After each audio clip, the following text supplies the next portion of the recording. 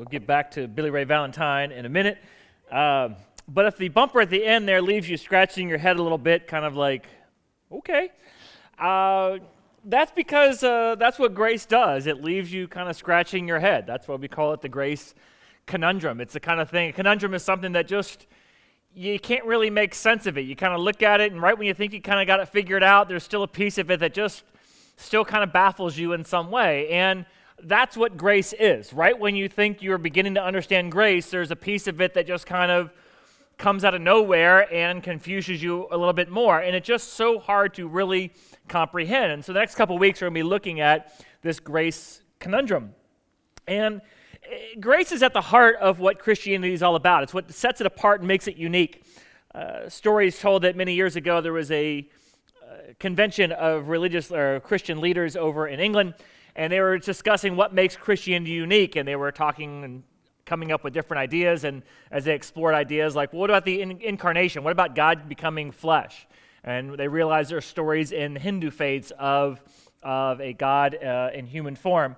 When they looked at some other ideas of what about resurrection, they saw that there were some other faiths out there that had the idea of a deity coming back from the dead and coming back to life. And in the midst of this discussion, C.S. Lewis just happened to walk in the room a little bit late and says, wait a minute, what are y'all discussing again? They said, so what makes Christianity unique? He said, that's easy, it's grace. It's grace. No other religion has anything like it. And the Muslims have the 5 pillars of Islam that you follow after. Buddhism has the idea, and Buddhism and Hindu both have the idea of karma, and Buddha has also the Eightfold Path on top of that. Judaism lost sight of grace long ago and has looked to the law and a systematic following of things to earn God's favor. It's only in Christianity you see this idea of grace, which to me has always pointed to the idea that it's got to be something beyond what humanity would have created, because you would never come up with something as crazy, ridiculous, ludicrous as grace. I mean, the idea that good people go to heaven and that bad people face the consequences for what they've done makes sense. And every world faith is based on that premise in some way, shape, or form. Whereas Christianity says, no, it doesn't matter how you live. Good people, bad people, it doesn't really matter. There really are no such thing as good people, so let's just begin there to begin with. As a matter of fact, what God does, he just says, I want to have a relationship with everybody. I want everybody to have a loving relationship with me that will last for all eternity. Well, what's the difference between those who have that and those who don't? Your choice. Your choice to have a relationship or not, that's it. No, seriously, it's got to be more than that. No, that's it. That's the Christian message completely. That's it in its entirety. It makes absolutely no sense. Grace goes against every instinct of humanity. From the time you're young, we teach the truths about the way life works, and grace isn't how life works. Think of all of the proverbial truths we teach to kids and ones that we know and love. Some of these even have variants because they're so common. In life, there's no free lunch or ride, depending on where you come from. There's always strings. You reap what you need to learn. Actions have what goes around comes. At some point, you have to pay the piper, whichever one you want. I've had it up to you're skating on thin. I can only take, and one of these days, Alice, to the moon. Younger ones didn't get that one, but the rest of us, yeah. I'm just old enough to get that one there. And that, of course, is why Billy Ray Valentine is stealing everything he can get his hands on, because it just can't be true. There's no way these 2 old white guys are pulling me into their car and giving me a job for $80,000 a year and giving me a house. And man, did you see that car phone? And that TV stereo console? Even as dated as it was, even nowadays, there's no way anybody's just going to do that.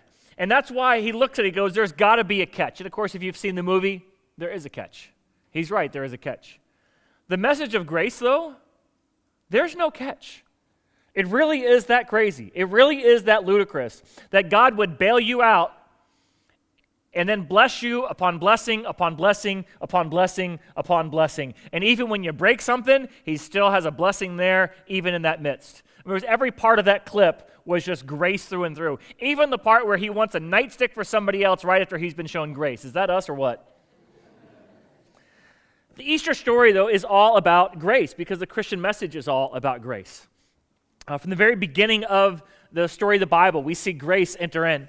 You have God creating this world, this amazing place for humanity to have the opportunity to enjoy an amazing experience in a relationship with God. And then in chapter 3, you see that God's provided for them a choice. If you don't want a relationship with me and you want to go and do your own thing, if you want to try to be a God unto yourself, you can go that path if you want and walk away from me. And to do that, there's this tree in the center of the garden called the tree of knowledge of good and evil, where you can go ahead. If you want to believe that you can decide right from wrong yourself, then go that route. But if you do that, the penalty for that is death. Why? Because to go that path is to go down a path of evil. And when you go down a path of evil, that is not something that God can tolerate. As a matter of fact, even us, we don't like the concept of judgment or consequences. But how often have you cried out for God to rid the world of evil? And you do it only until you realize if God's going to rid the world of evil, who else is he going to rid the world of? You and me too. Like, it's one thing to talk about sin. We're kind of a little... Sin can make people a little uncomfortable because sin's almost a judgmental religious term. But what I find interesting is that even non-religious people agree with the concept of evil. I mean, when terrorism strikes, we call that an access of evil. Or when you see one country invade another country at will, we look at that and say there's something evil about that. Our stories and our movies reflect this. We create fictional worlds with evil in them, like Harry Potter or Star Wars. We create movies with realism of evil, things like No Country for Old Men, or series like Breaking Bad as somebody descends into the depths of depravity and evil increases. And so we see there with Adam and Eve in the garden that this evil thought entered in. And so what does God do? Well, they go and they realize the calamity of their mistake, and they try to cover up for it. They try to hide from it, and of course, all that gets revealed. But the most miraculous thing happens. This grace message comes in Genesis 3, where God, instead of killing them, rather he kills an animal, and he covers them with the skin of the animal. And then the rest of the Old Testament goes through, and you begin to see how God continually shows love as people continue to walk away. And over time, it becomes apparent that the animal's death really isn't a full substitute. It isn't really a full atonement for what they've done. It doesn't really account for the evil that has happened. Ultimately, it truly is a human death that's going to be required.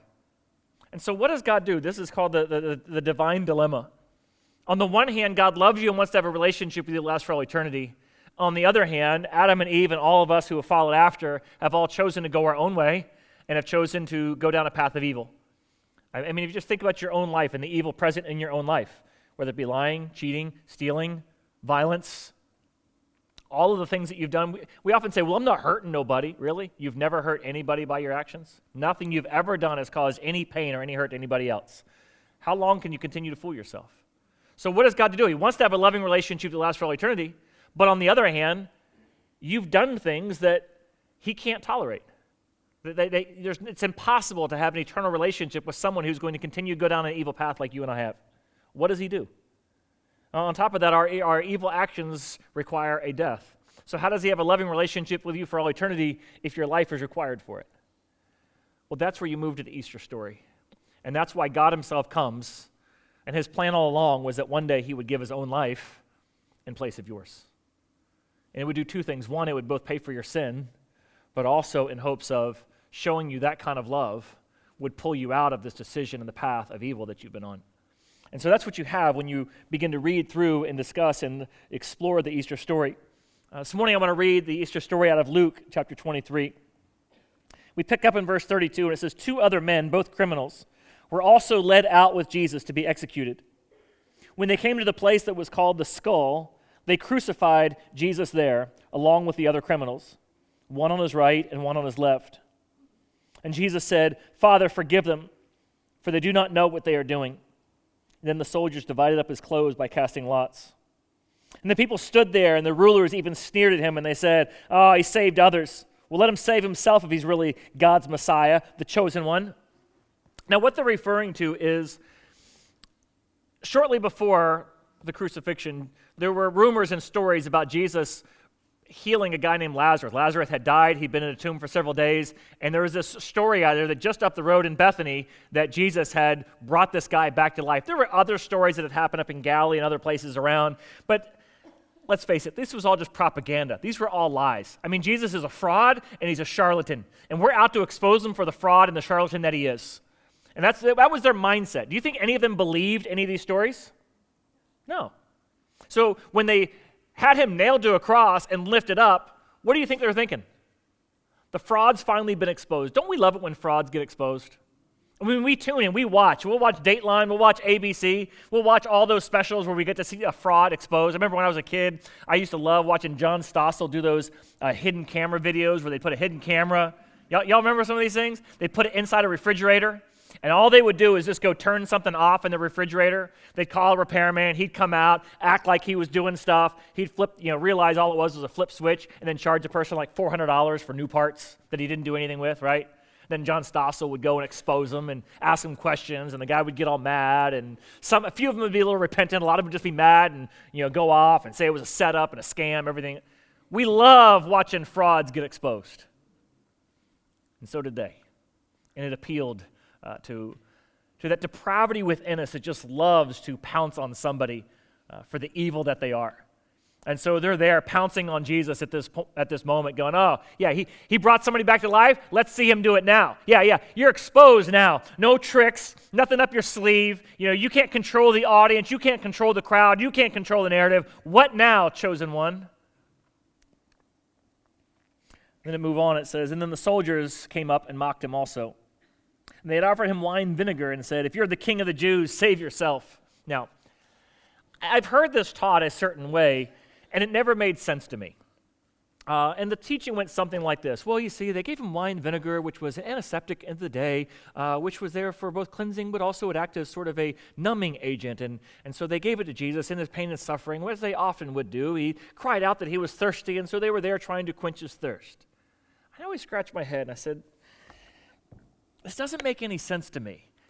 It says the soldiers are mocking him, and when he cries out and says he's thirsty, they happen to have this, bottle of Chardonnay, which they open up and give to him. Does that make any sense to anybody in this room?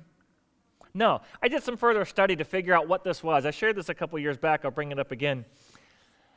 And also, it will always perplex me. Where did they just happen to have a stick and a sponge and all these things to get it up there to him anyway, right? Well, I did some digging. Here's what I found. Whenever a Roman detachment went out into the field, they would always carry with them a bucket with a pole and a sponge, and the bucket would be filled with a wine vinegar type of mixture. And it surely was an antiseptic, a cleansing agent. And the purpose of it was whenever someone had to, answer the call of nature, they would go find a private place, and they would take the bucket and the stick on a sponge. They didn't have toilet paper back in the day, and they would use the stick on the sponge to be able to reach around back to clean.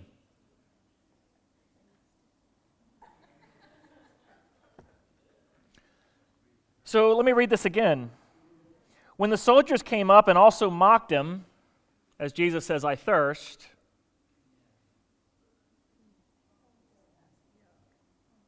they went over and picked up the bucket with the sponge on the stick, and they shoved it in his mouth. Disgusting, isn't it? Like, it's one thing for him to have endured a fraud trial, right? In the middle of the night. By the way, just what happens is in the middle of the night they arrest him, and they hold a trial at midnight at night, where nobody even knows what's going on except for those who are in power. They wait till the crack of dawn at 6 a.m. when supposedly Rome's open for business, and they basically go and they wake up Pilate at 6 a.m. and demand he comes out to try Jesus so they can execute him.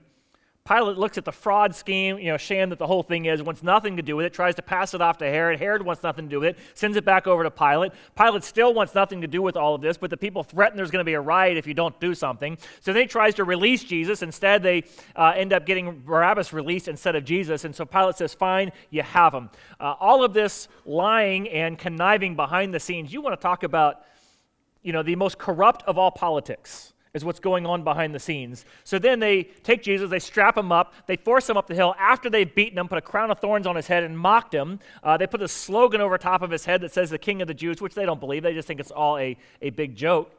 They spit on him and they kick him as he goes up the hill. They then drive spikes into him, raise him up, where they say, oh yeah, some son of God you are. Get yourself off the cross if you really can save people. And then when he cries out and says, I thirst, they take the toilet brush and shove it in his mouth. At what point would you snap? I mean, really. I would say everybody has a certain breaking point, no matter how patient you are, right? There's some of you in this room who have a really short fuse, and there's some of you who just have, patience upon patience upon patience. Even the most patient among you, or among us, at some point has a breaking point, right? At some point you finally have it up to here, and at some point you go to the moon. Would it be the sham trial that you endured? Would it be the whipping and the beating and the mocking? Would it be the chance of the crowd to crucify you for no reason whatsoever? Would it be them kicking and pushing and spitting on you as you stumbled up the hill? Would it be the mocking that you endured as the religious leaders joked and teased you as you were raised up? If none of those, at the very least, wouldn't it be the toilet brush that was shoved in your mouth? At what point do you say, is there an obscenity that comes out of your mouth? But what does Jesus say? Father, forgive them, for they know not what they're doing. I mean, wouldn't it be more like, forgive her, not him, not the guy with the stick in the sponge, no, right? At what point does the Austrian accent come out where he says, I'll be back, right? Right? I mean, at some point, you have a breaking point, don't you? Is there no greater proof of his divinity than the fact that when he's squeezed and when he's pressed and when he's under duress and when he's under stress, the only thing that comes out of him is grace? Father, forgive him. And then it says, one of the criminals who hung there with him hurled insults at him. Yeah, aren't you the Messiah? Come on, man, save yourself and save us. Basically saying, come on, man. Some savior you are, idiot. Even the guy next to him is. I mean, and that's what you would expect out of any of us, right? When we're under duress, do we not kind of get a little grumpy, a little moody, a little angry?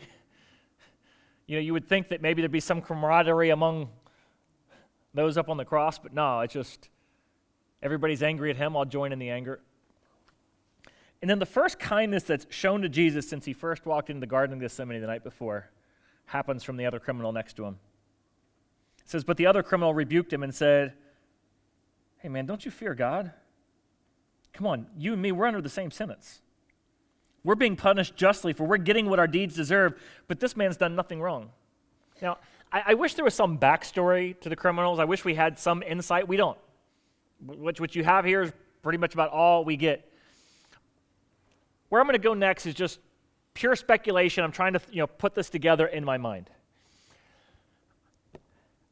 The two criminals either knew each other, were guilty of the same thing. Maybe they had both done this thing together. Based on what he's saying here, we're both guilty. Maybe they were both in the holding cell together and had both talked about their crimes and why they were being punished. I don't know, but somewhere there was some connection between the two of them that knew that. Second of all, it seems as though, at least it would make sense, however long they've been held for, Jesus wasn't in there with them until, just a few hours. I mean, he's brought before Pilate by 6. They're up on the cross by 9. So, I mean, Jesus is kind of late to this party. Maybe Barabbas was scheduled to be with them. Barabbas gets plucked out, and this Jesus guy gets thrown in. Of course, they probably asked some questions as to who this guy. I'm sure through the crowd they've heard some stories about him if they hadn't already heard about Jesus even before this. And so at some point they realize this guy's basically gotten railroaded through the system and shouldn't be here in the first place. And so this guy looks over. He's like, man, we're here because we deserve to be here. He didn't deserve this. Then he just simply turns to Jesus and says,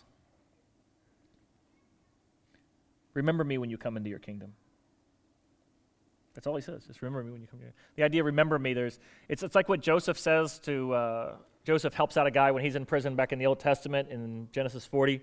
And he says to the guy, hey, when you get out and you go see Pharaoh again, can you remember me? Don't forget about me, man. Remember, remember me. Just help me out if you can. The idea there is, come back and save me if you can. Now, think about it. He's not saying, get me out of this predicament. He's not saying, end my suffering. He's simply saying, I'm about to die. I deserve to die.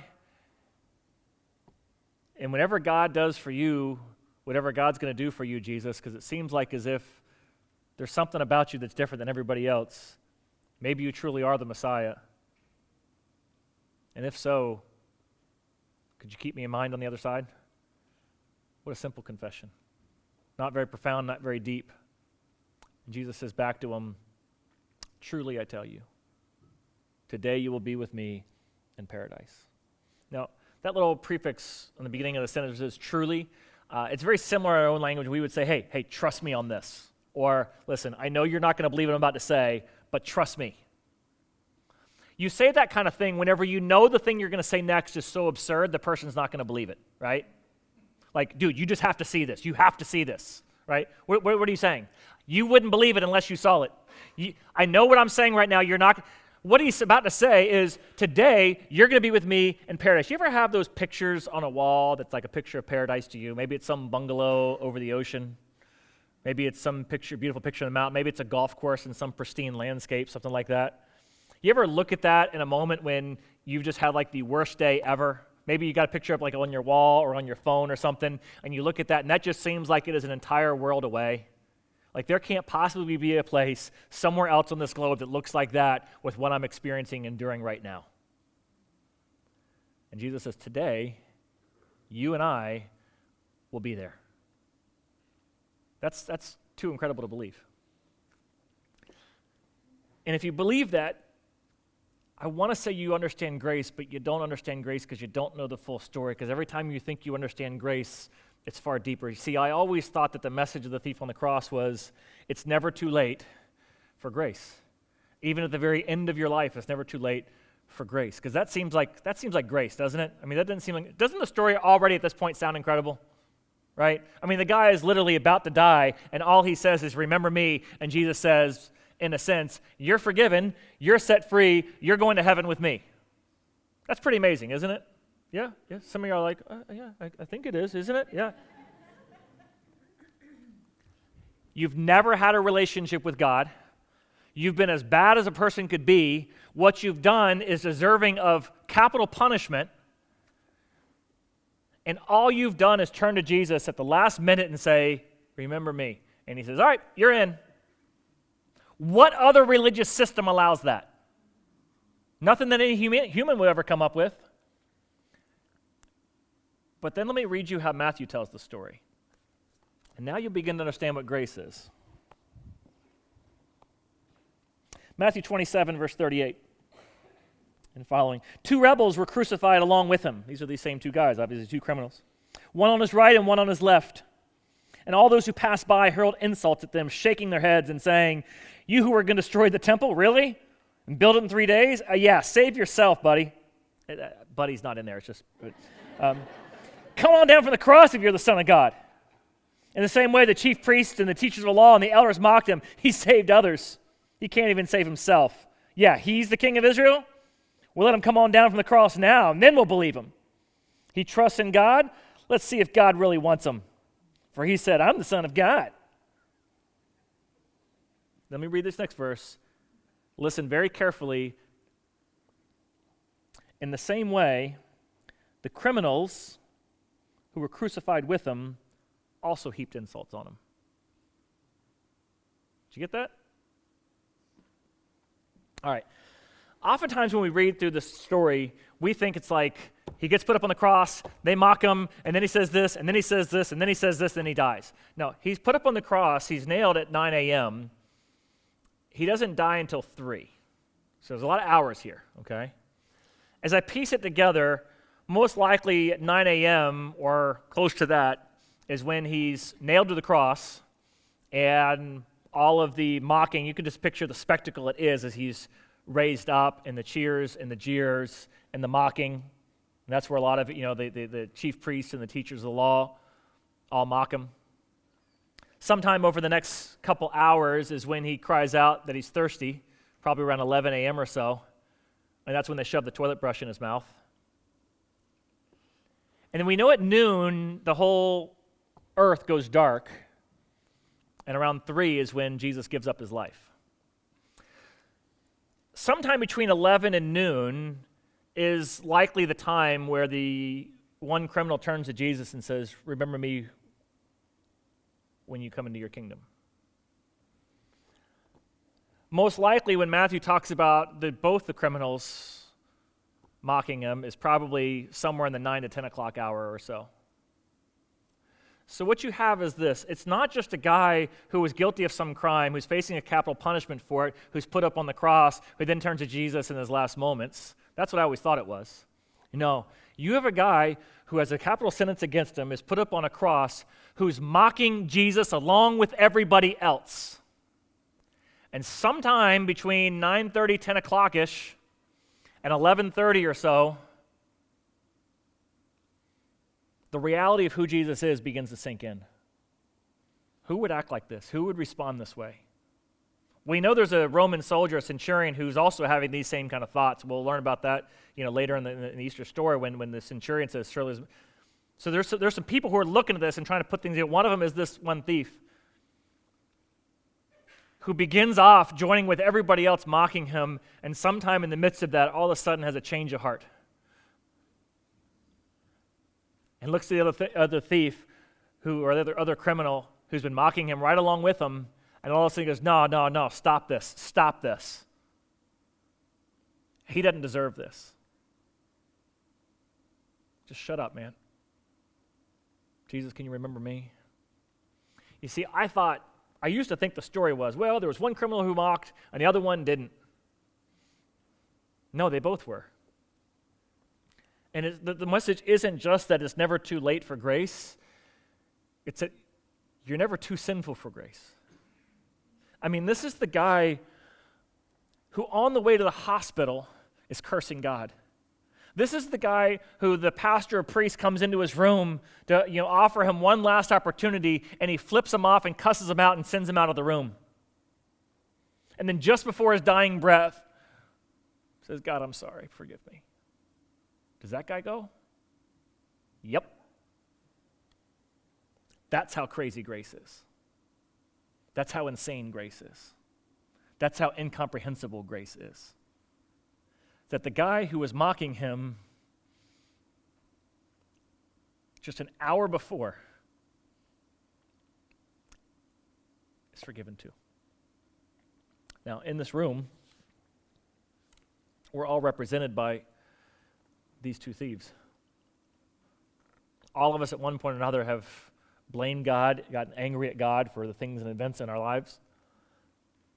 The question is at what point will you ever just pause for a moment and reflect on who God is and turn back to him and just say, "God, you're my only hope."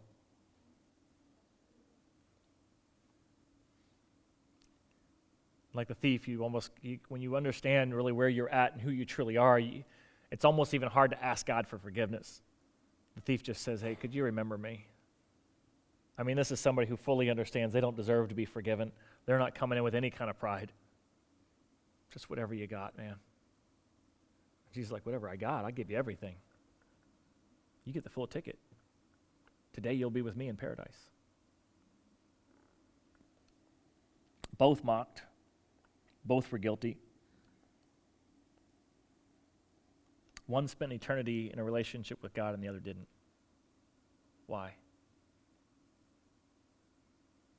One simply asked. One simply wanted to. That's it. That's the message of grace.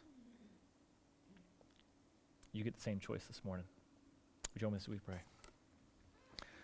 Father, I thank you for the opportunity that we have to enter into a relationship with you at any time this side of death. Father, none of us knows how long we have. None of us know when the end will come. But every one of us needs to know, Father, that it is never too late to ask for grace.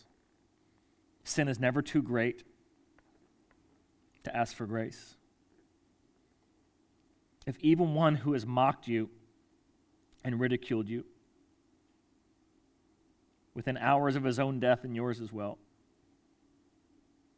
can be forgiven, then so can I.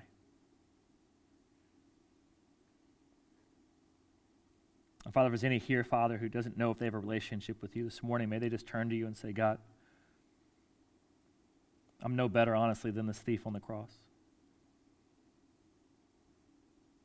Can you remember me? Can you forgive me? I want to have a relationship with you that'll last for all eternity. And in Jesus' name we pray. Amen.